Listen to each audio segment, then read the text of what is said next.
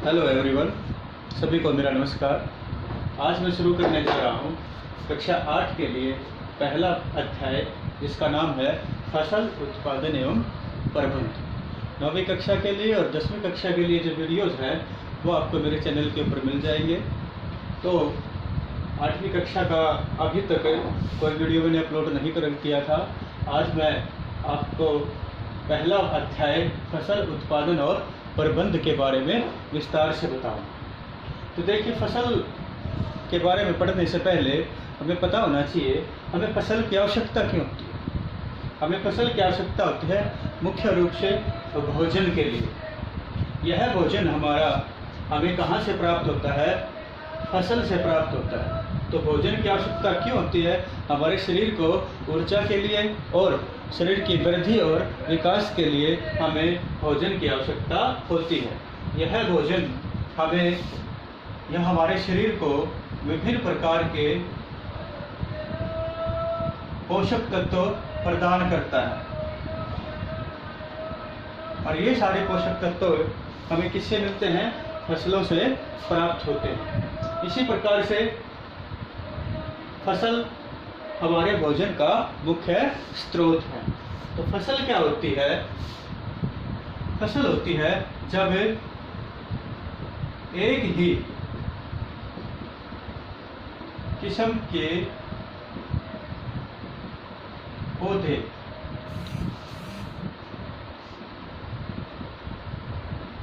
किसी क्षेत्र पर बड़े पैमाने पर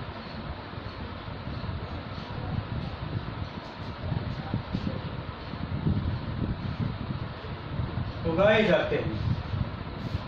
तो देखिए, फसल क्या है?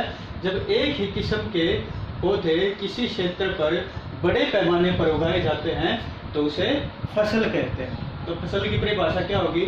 जब किसी एक ही किस्म के पौधों को एक विशेष क्षेत्र पर बड़े पैमाने पर उगाया जाता है तो उसे फसल कहते हैं। किसी क्षेत्र मतलब खेत के अंदर। तो खेत के अंदर हम एक ही प्रकार के पौधों को उगाते हैं तो उसे फसल कहते हैं। जैसे किसी एक किले के अंदर हमने गेहूं उगा दिए, तो गेहूं का क्या है? वो खेत है।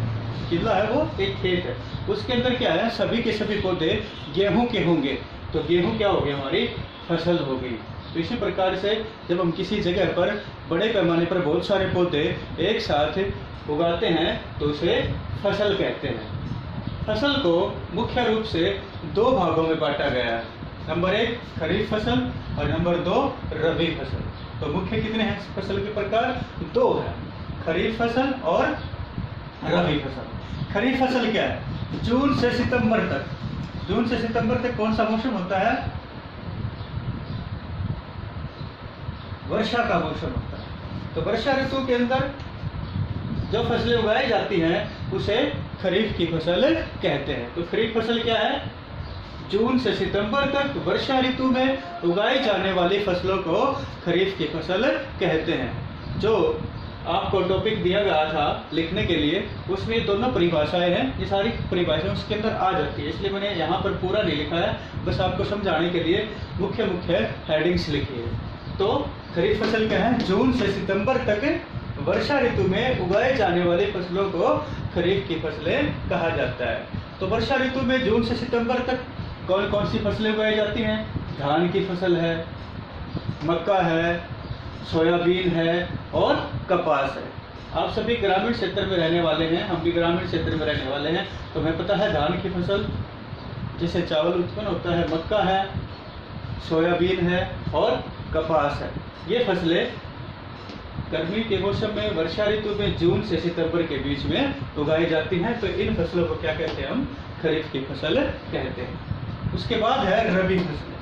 रबी फसलें कब उगाई जाती है? नवंबर से अप्रैल के बीच में। तो मौसम कौन सा होता है तब? शीत ऋतु का होता है। तो नवंबर के बाद से जो फसलें नवंबर से अप्रैल के मध्य में शीत ऋतु में उगाई जाती हैं वे फसलें रबी फसलें कहलाती हैं। तो रबी फसलें क्या होंगी? नवंबर से अप्रैल तक शीत ऋतु में उगाई जाने वाली फसलों को रबी की फसल कहा जाता है। इनके अंदर क्या क्या आएगा, कौन कौन सी फसलें आएंगी इसमें? गेहूं आएगा, अभी गेहूं की कटाई हुई है अप्रैल माह में, तो आप सभी को पता होगा कि गेहूं नवंबर में उगाया गया था, तो अप्रैल में ये पककर तैयार हो जाता है, तो अभी थोड़े दिन पहले ही गेहूं की कटाई हुई। गेहूं के बाद साथ साथ चना, मटर, सरसों और अलसी।